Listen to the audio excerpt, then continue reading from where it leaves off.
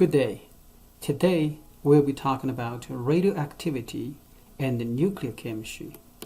Radioactivity has a lot of real-life applications, such as in medicine.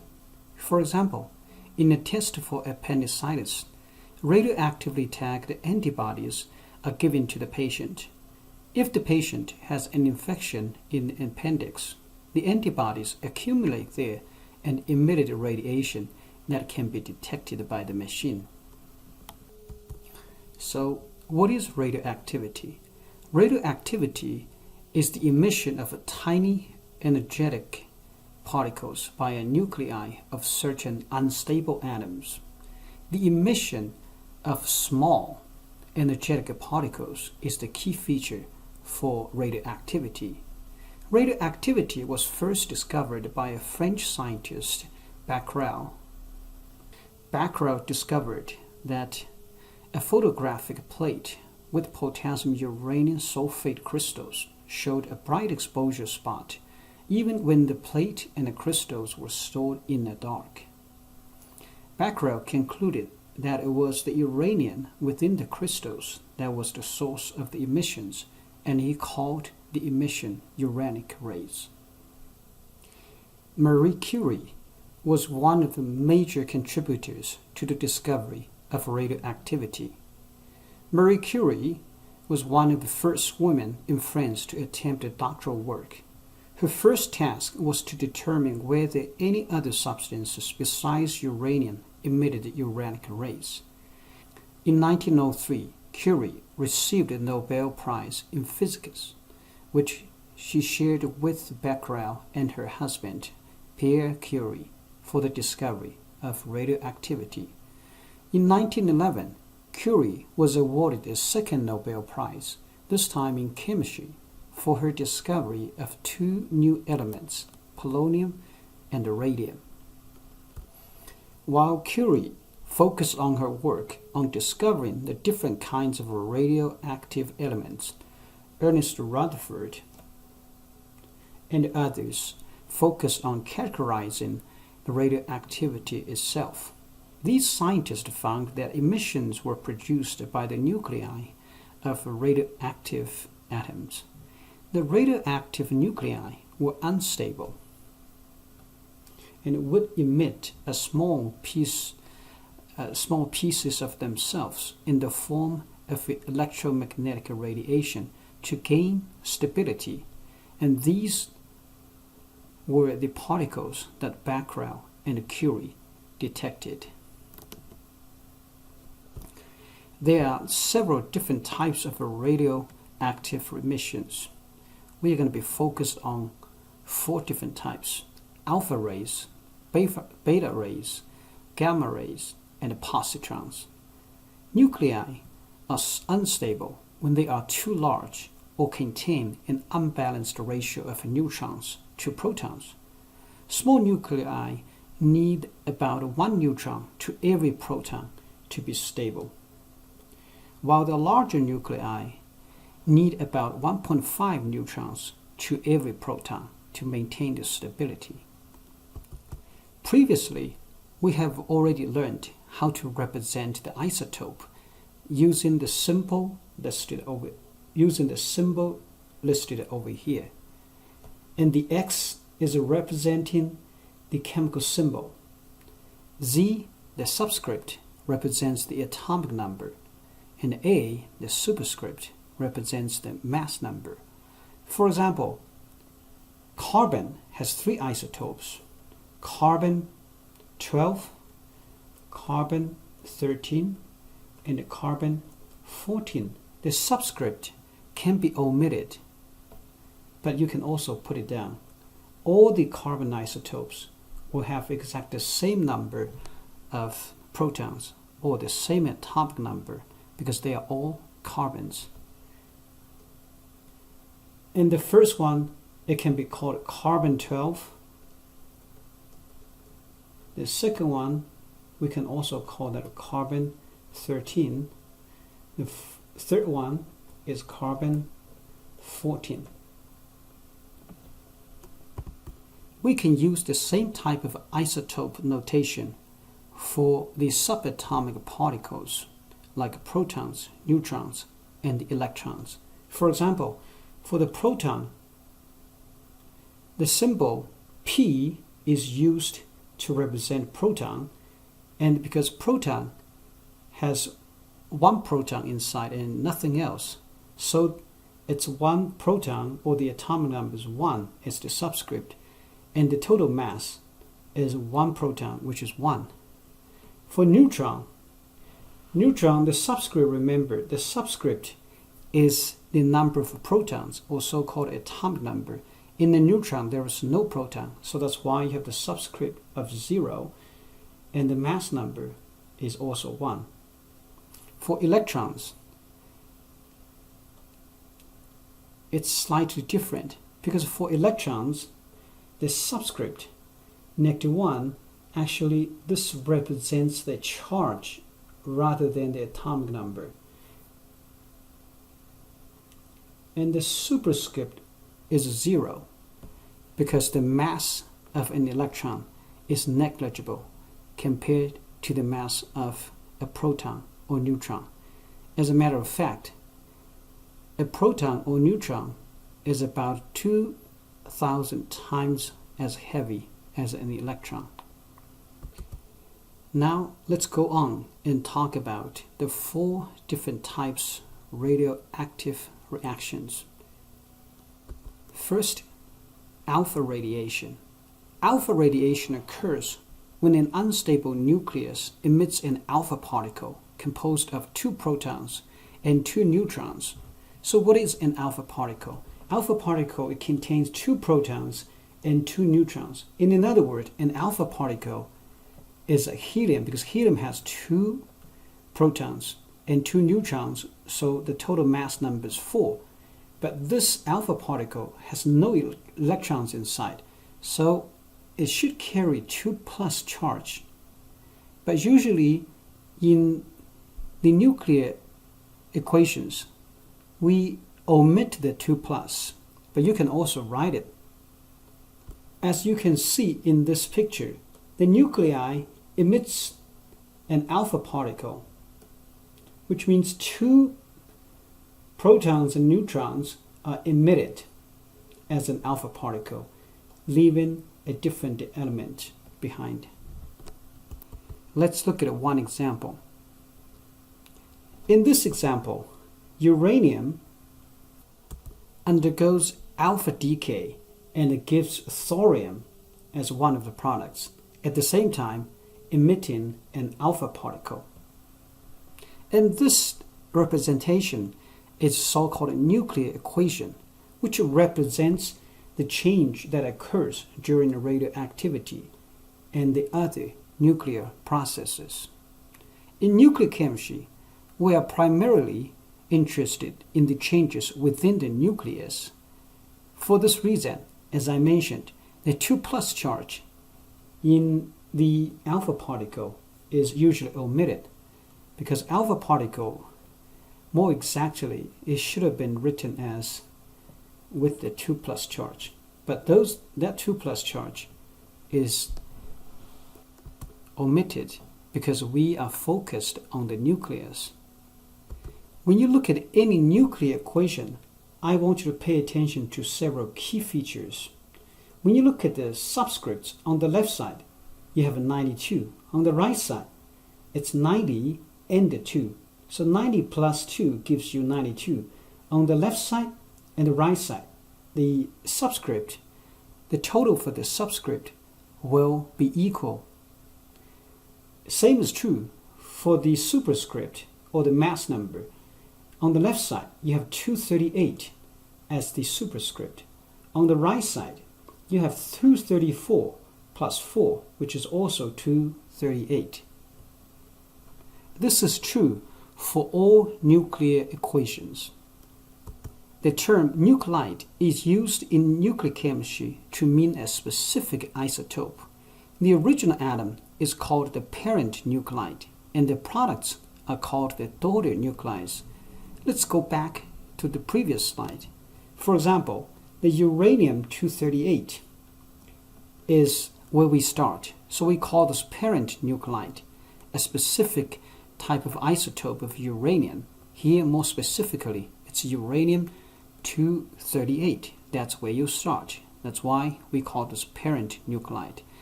And thorium-234 is called the daughter nuclide together with alpha particle because they are generated as the product of a nuclear reaction.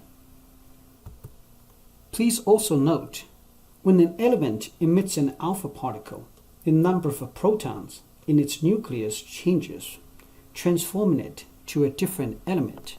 In the previous example, the uranium element has been converted to thorium. This phenomenon is totally different from chemical reactions. In chemical reactions, the elements will retain their identity. A carbon before and after the reaction will still be a carbon. However, in a nuclear reaction, the elements often change their identity as a result of change in the number of protons, or so-called atomic number, in the nucleus. As we emphasized, the nuclear equations must be balanced, which is the sum of the atomic numbers or the subscripts on both sides must be equal, and the sum of the mass numbers or the superscripts on both sides must also be equal. On the left side, the superscript is 238. On the right side, the superscript is 234 plus 4. On the left side, the atomic number or the subscript is 92. On the right side, it's 90 plus 2. 90 and a 2 as the subscript, and they are both equal. This is the most important feature for a nuclear reaction. When you balance the nuclear equation, you make sure the total or the sum of the mass number on the left and right are equal. Same for the subscripts or atomic number total on both sides. Let's look at one example.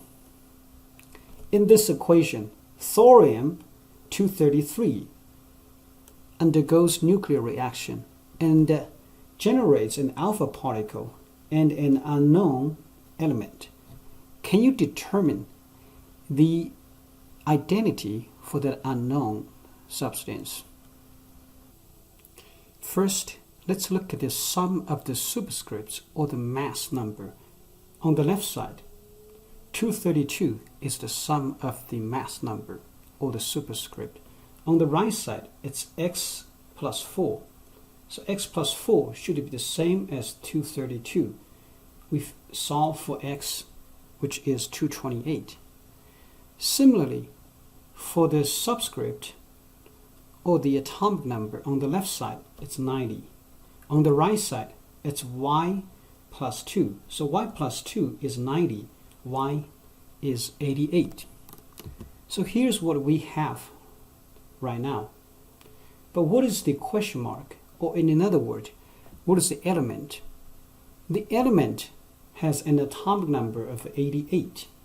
So we can look this up in the periodic table, and we find out for atomic number 88, that element happens to be radium. So we write down Ra in place of the question mark. Then we have the complete balanced nuclear equation. Radioactive substances can be very dangerous because they emit small particles like alpha particle, beta particle, and a positron, and something like gamma ray, which is not a particle. And these emission can cause damage by the ionizing power and the penetrating power. We're going to go over this one by one. For example, alpha particle is very heavy compared to other emissions. Alpha particle is the helium nuclei, which has 4 as the mass number. Positron, beta particle, and the gamma ray has no mass. Out of the 4 emissions, the first 3 are particles, and the gamma ray is a type of electromagnetic wave or a type of light. First 3, they are particles, and the last one is a type of EM waves, electromagnetic wave, same as a type of light. The alpha particles sometimes are compared to the semi-truck of the radioactivity because it is the most massive of all particles. Alpha radiation has the most potential to interact and damage other molecules, including biological ones. Of all the types of radioactivity, alpha radiation has the highest ionizing power.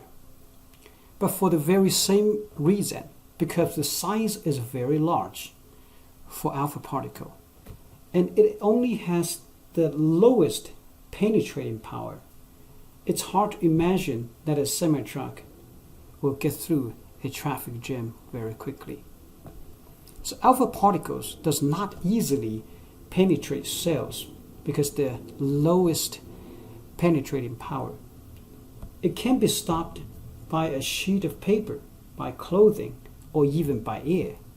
A low level of alpha emitter kept outside the body is relatively safe. However, if the alpha emitter is ingested or inhaled, it becomes very dangerous because the alpha particles can then have direct access to the biological molecules that compose the organ and the tissues. When you look at the damage alpha particles could potentially generate, if it's outside the body, it's actually quite safe. But it's inside the body, it's very dangerous because of its ionizing power. Let's talk about the second type of nuclear reaction, beta radiation, or so-called beta decay. In this process, a neutron turns into a proton. As you can see in this example, carbon-14 undergoes beta emission or beta decay. It generates nitrogen-14 and a beta particle. As you can see on the left side, the subscript is number 6. On the right side, the subscript is number 7, because 7 plus -1, 7 plus -1 will give you 6 as well. So for this reason, in this process, a neutron turns into a proton. The mass number 14 does not change. Let's re-emphasize several things that we have already talked about the beta particle symbol. This is the beta particle symbol. A beta particle is an electron. So E means it's electron, 0 means it's the mass number for electron, which is negligible compared to protons and neutrons. And the subscript, -1, indicates the charge. When an electron emits a beta particle, its atomic number will increase by 1, because now it has 1 additional proton, as you can see in the previous example. 6 becomes 7 after the emission of a beta particle. Sometimes a beta particle is also recorded as a beta, 0 and a -1. Here's another example of a beta decay. In this process, radium undergoes beta decay and it generates 2 daughter nuclides. One is actinium, the other one is a beta particle. Similar to all nuclear equations, the balanced equation must have the sum for the subscript, for the superscript, equal on both sides, and the sum for the subscript equal on both sides as well. Compared to the mass of an alpha particle, beta particle is very, very light. But compared to the weightless gamma ray, beta particle is actually relatively heavy because gamma ray has no weight. So for this reason, beta particle has a mass right in the middle. So sometimes you compare beta particle to the mid-sized car of radioactivity. It has lower ionizing power, which is related to the mass. However, because of the smaller size, it can penetrate a little bit farther. So the penetrating power for beta particle is better than alpha particle. A sheet of metal or a thick piece of wood is required to stop them. Consequently, at a low level, beta particle emitter outside the body poses a higher risk than an alpha emitter because it has greater penetrating power. Inside the body, however, a beta emitter does less damage than an alpha emitter because inside the body, it's the ionizing power that does the damage. Outside the body, it's the penetrating power that's more important because it has to go into the body before it does any damage to the body. The third type of nuclear reaction is the gamma ray radiation. And this is different from alpha or beta decay because gamma ray is not a matter, it's not a particle as we mentioned before. It's rather an electromagnetic radiation. This is similar to what you see for a visible light. A visible light is also an electromagnetic radiation. For this reason, a gamma ray has no charge and no mass either. The gamma rays possess very high energy, and the symbol for gamma ray is listed over here. Please note, gamma rays are usually emitted in conjunction with other types of radiation. The alpha emission of uranium-238 is accompanied by the emission of a gamma ray. Because gamma rays are massless and chargeless electromagnetic wave, so sometimes it is compared to the motorbikes of radioactivity. They have the lowest ionizing power, but the highest penetrating power. Stopping gamma rays requires several inches of a lead shielding or thick slabs of concrete, so the penetrating power is the highest out of the three. The last type of nuclear reaction is the positron emission. The positron emission occurs when an unstable nucleus emits a positron or the positively charged electron. Okay. So when this occurs, a proton turns into a neutron. Remember, in the alpha particle emission, the opposite is true. In alpha emission, a neutron is turned into a proton. And here in the positron emission, a proton turns into a neutron. The positron symbol is written as this. Subscript +1 means it's the charge. 0 is the mass number because a positron has the same mass of an electron but opposite charge. So the mass is also negligible compared to those of protons and neutrons. Here's one example of positron emission. In this case, phosphorus 30 decays into silicon 30 and a positron. In this process, the subscript 15 is turned to 14. In other words, you have one less proton. Because the mass of the positron is exactly the same as that of an electron or a beta particle. So the ionizing and the penetrating power of positron is very similar to a beta particle. Let's summarize everything.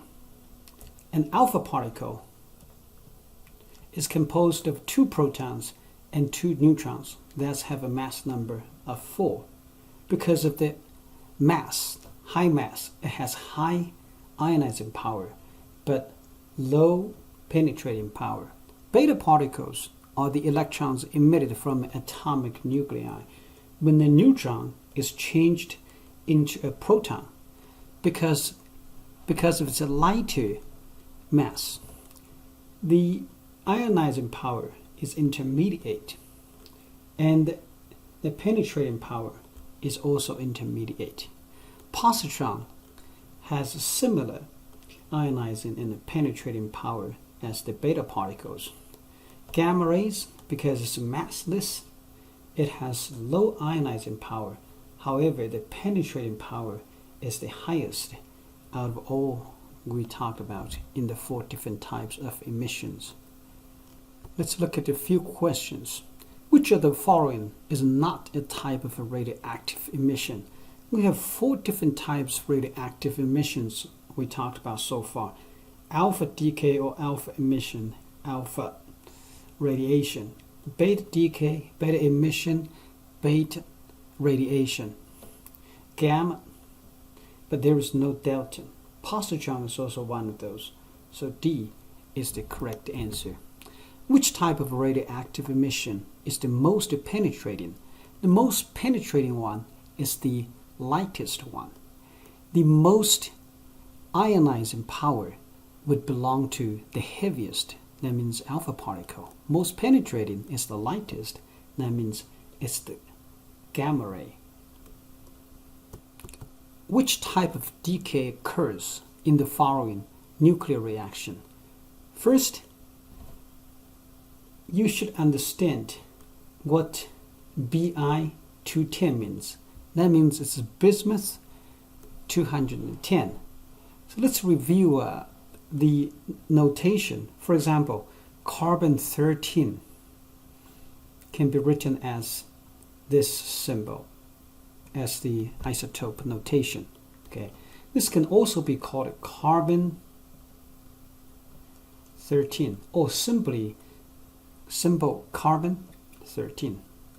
So bismuth 210 is the same as saying bismuth 210. But what is the question mark over here? The question mark is the atomic number. You can look up the atomic number for bismuth in the periodic table. So when you look it up, the atomic number is 83.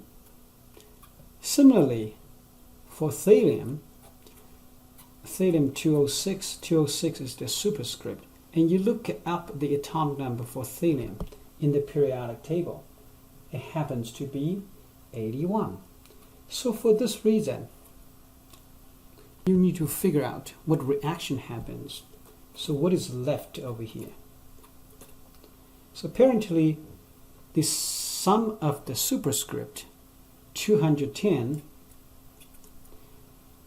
equals 206 plus, let's call this x and y, plus x. So x will be 4. Similarly, 83 will be the same as 81 plus y. So this tells you y is number 2. And in other words, this x, this unknown identity is going to be having 2 atomic number and 4 mass number. And this is helium, because atomic number 2 refers to helium. You can look it up in the periodic table. Atomic number 2 is helium, and this is alpha particle. Fill in the blank in the following nuclear reaction. So we write this phosphorus. We also want to indicate the number of protons or atomic number.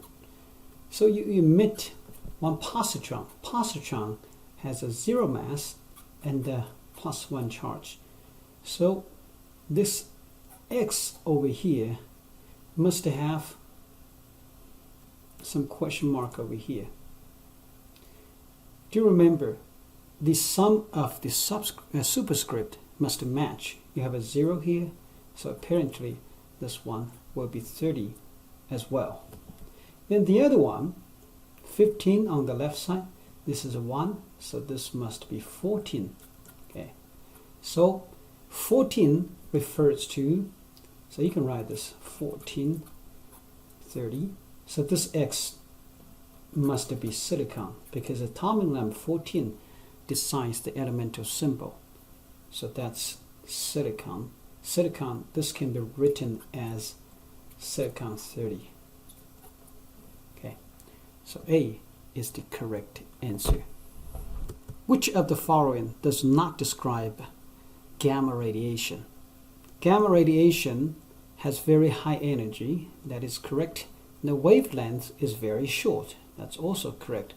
Because it has no mass, the penetrating power is the highest of all 4 types we talked about so far.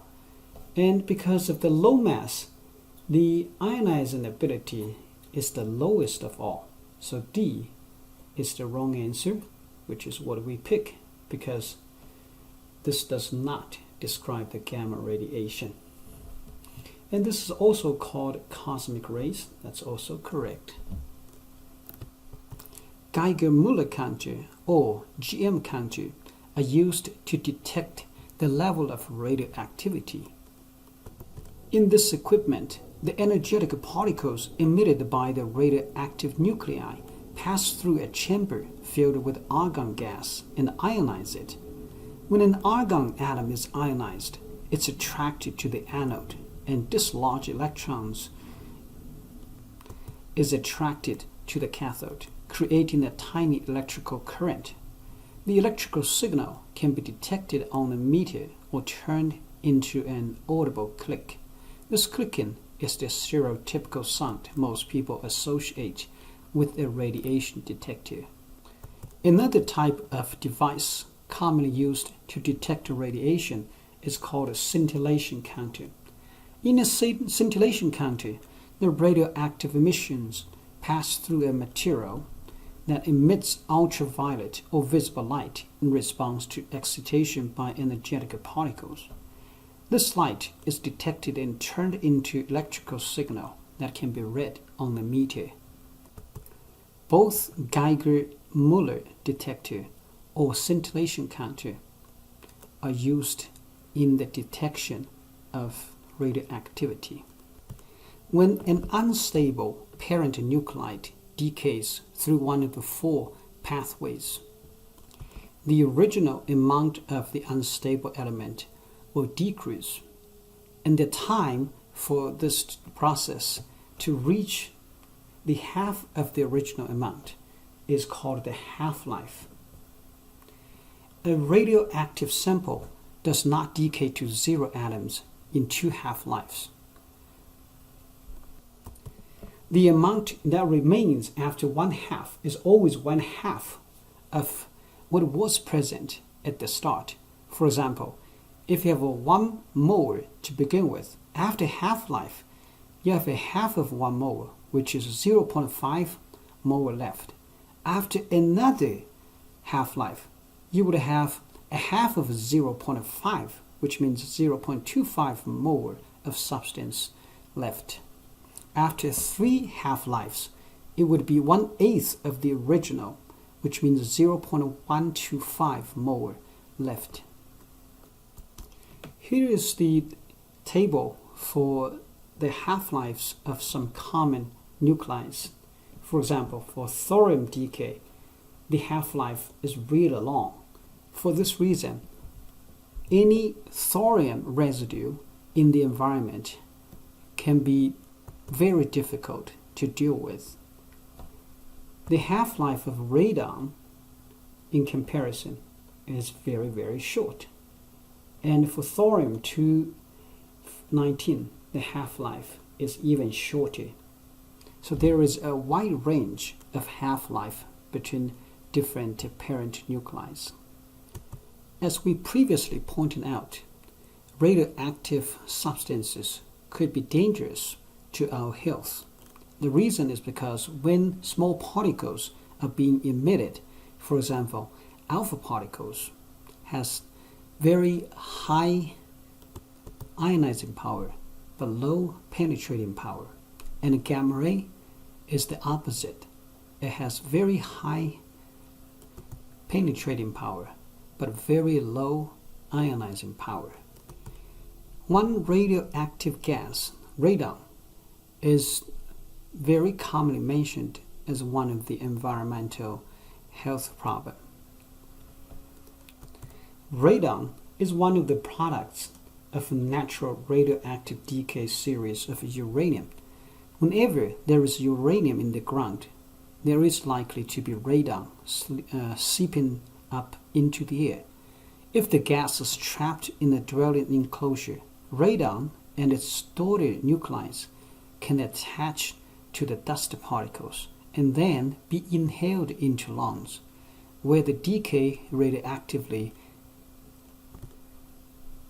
and increase lung cancer risk.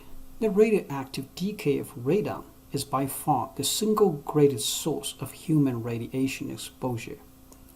And the radon-222 has a half-life of 3.8 days. Here's a map of the United States showing radon levels, and the redder means its greater risk of radon exposure. Homes built in the areas with significant uranium deposits in the ground pose greatest risk, and excessive high indoor radon levels require the installation of a ventilation system to purge radon from the house. Lower levels can be ventilated by keeping the windows and doors open. In the very beginning of this lecture, we mentioned radioactivity has many applications, including in the nuclear medicine. Another radioactivity application is the radiocarbon dating, or simply carbon dating, which utilize the decomposition of carbon-14 through beta decay or beta emission to generate a stable nitrogen atom. The half-life of this process is 5,730 years. The carbon-14 is incorporated into animals because animals depend on plants for food. All living organisms contain a residual amount of carbon-14.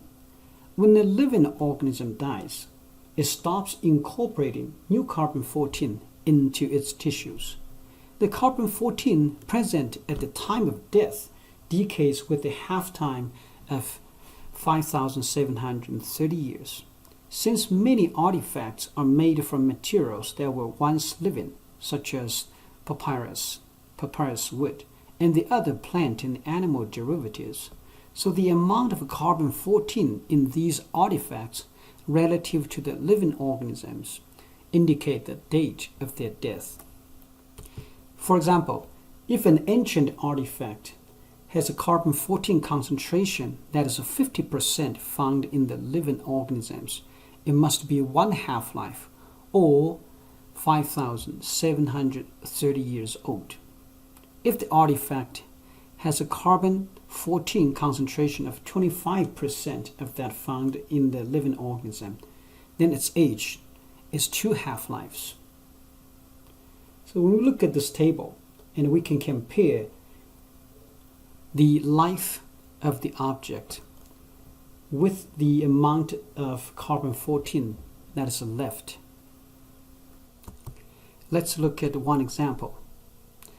An artifact contains 12.5% of the original amount of carbon-14. How old is this sample, given the half-life of carbon-14 is 5,730 years? So remember, originally, let's say that's 100%. After one half-life, so this is one, let's say T a half is one half-life, then you will have 50% left, and this 50% is gone. After another half-life, that means the half of the remaining half. So that's another half-life. Remember, that's 50%. Okay. this is 100%. Let's say that's 0.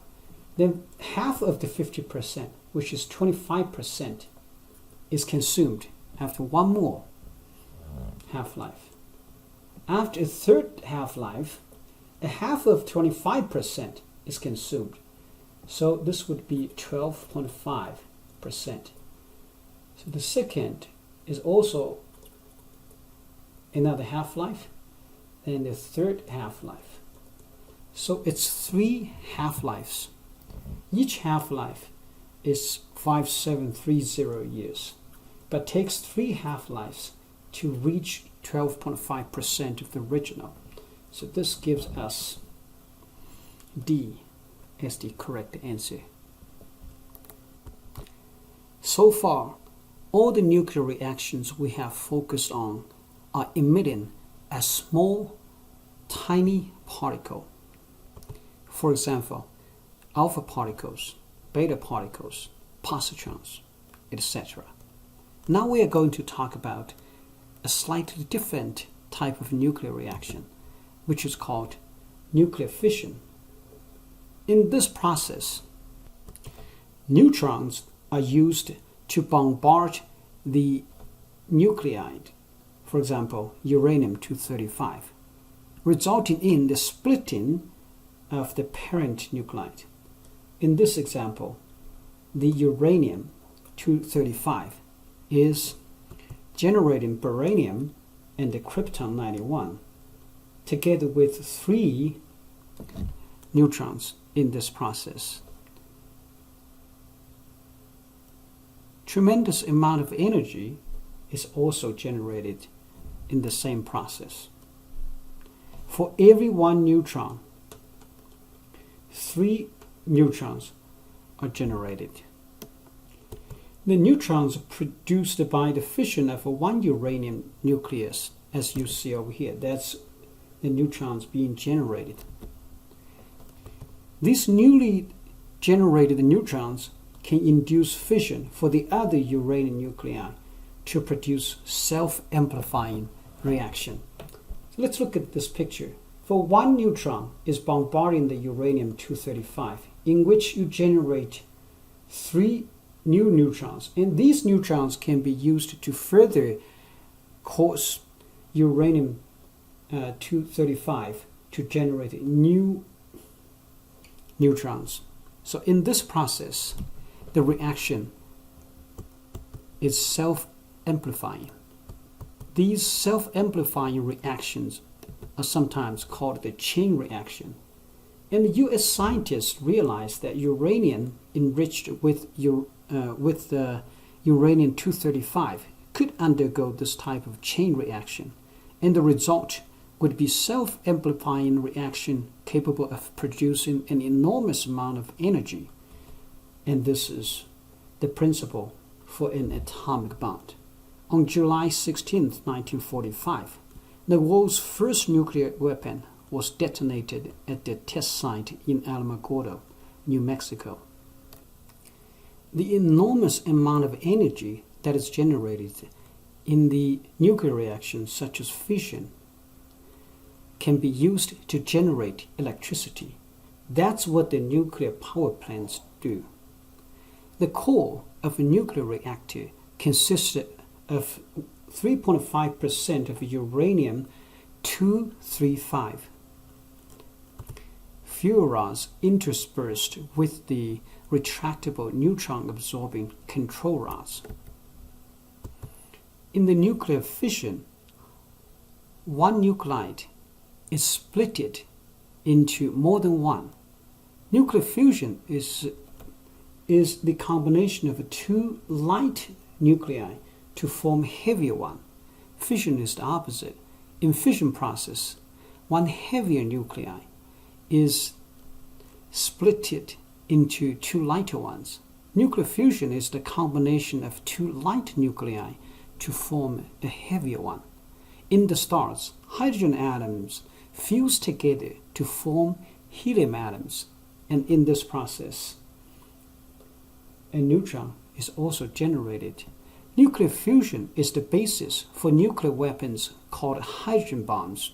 Fission is the basis for nuclear weapons called atomic bombs, and H-bomb is 1,000 times more explosive than the first atomic bombs. These bombs employ the following reactions, as you can see over here. In this reaction, deuterium, or H, that's the deuterium, and the tritium, they fuse together to form helium-4 and the neutron. Deuterium, that's deuterium, and the tritium, that's tritium.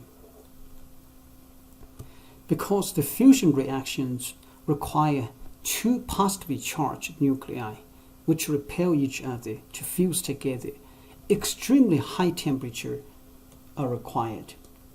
So in the hydrogen bomb, a small fission bomb is detonated first, providing the temperatures high enough for the fusion to proceed.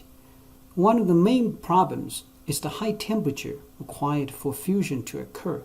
No building materials can withstand these temperatures. Whether fusion will ever be a viable energy source remains to be seen. Let's look at one question. Which of the following is or are true of nuclear fission? First, A. Huge amounts of energy are generated in this process. That is correct. B. Two light nuclei combine to form a heavier one. And that's the very definition of fusion, which is you combine two light nuclei to make a heavier one. So B is also true. C, this type of reaction is used in hydrogen bombs. That's correct. D, more energy is produced in fusion than fission. That is also correct. So for this reason, E is the correct answer. As we already know, radioactivity can be used in the nuclear medicine. An isotope scan of technetium-99 is often used as the radiation source for bone scans such as this one you see on the right side. Phosphorus-32 is used to image tumors because it is preferentially taken up by cancerous tissue. Iodine-131 is used to diagnose thyroid disorders. The radiotherapy for cancer involves exposing malignant tumor to gamma rays, typically from the radioisotopes such as cobalt-60. The beam is moved in a circular pattern around the tumor to maximize the exposure of the cancer cells while minimizing the exposure of the healthy tissues. That's it for today. Have a good day. See you next time. Bye.